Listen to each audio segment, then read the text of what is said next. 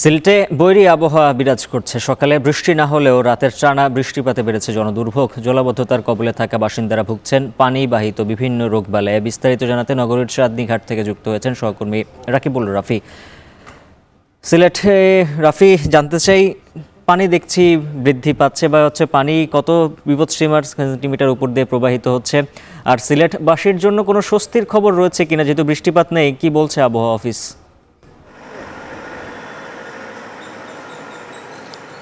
উজ্জ্বল, সিলেটে যে আবহাওয়া বিরাজ করছে, আসলে এই রোদের দেখা মিলছে, এই মেঘরাজ বিরাজ করছে আকাশে। এবং আবহাওয়া অফিসের তথ্য মতে গতকালকে আমরা দেখেছি যে প্রায় সকালে ভারী বৃষ্টিপাত হয়েছে, তবে ধীরে ধীরে সেই বৃষ্টিপাত থেমে গিয়েছিল। এবং গতকাল রাতে সন্ধ্যা থেকে প্রায় বিকাল পর্যন্ত যে বৃষ্টিপাত হয়, সেই বৃষ্টিপাত রাত পর্যন্ত অব্যাহত ছিল। তবে রাতে 10টা থেকে 11টার ভেতরে এই বৃষ্টিপাত থেমে যায় এবং গুড়ি গুড়ি বৃষ্টিপাত অব্যাহত থাকে। এবং সকালে আমরা যে তথ্যটা পেয়েছি আবহাওয়া অফিস থেকে, যে গত 24 ঘন্টায় প্রায় 90.8 মিলিমিটার বৃষ্টিপাত হয়েছে এবং চেরাপুঞ্জিতে বৃষ্টিপাতের পরিমাণ রেকর্ড করা হয়েছে প্রায় 160 মিলিমিটার, যেটা গত 1 থেকে 2 দিনের তুলনায় কিছুটা কম। এবং এই যে আপনি দেখতে পাচ্ছেন, আমি এখন দাঁড়িয়ে আছি সিলেটের যে সুরমা নদীর পাড়ে চাঁদনী ঘাটে। সেই সুরমা নদীর সিলেট পয়েন্টে কিন্তু পানি বিপদসীমার নিচে রয়েছে এখনও, এবং অনেকটাই নিচে রয়েছে, প্রায় 30 সেন্টিমিটার নিচে রয়েছে।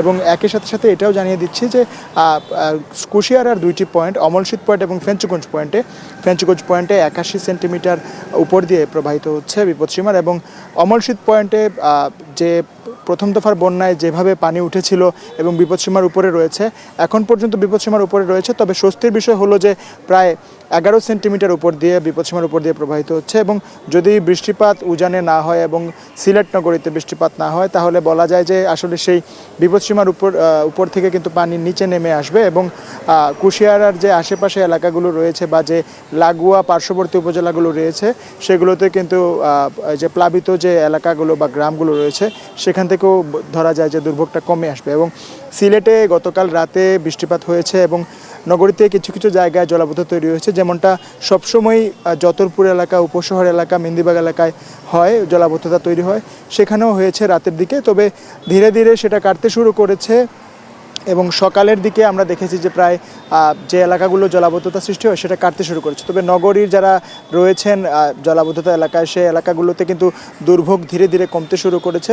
তবে ভারী বৃষ্টিপাত হলে বলা যায় যে সিলেট নগরীতে জলাবদ্ধতা তৈরি হয়। তবে বন্যা পরিস্থিতি উন্নতি হওয়া শুরু করে দিয়েছে এবং নদ নদীর পানিও কিন্তু কমতে শুরু করে দিয়েছে। তো এই ছিল আমার কাছে বন্যা পরিস্থিতির সর্বশেষ খবরাখবর। উজ্জ্বল। সিলেট থেকে যুক্ত ছিলেন রাকিবুল রাফি।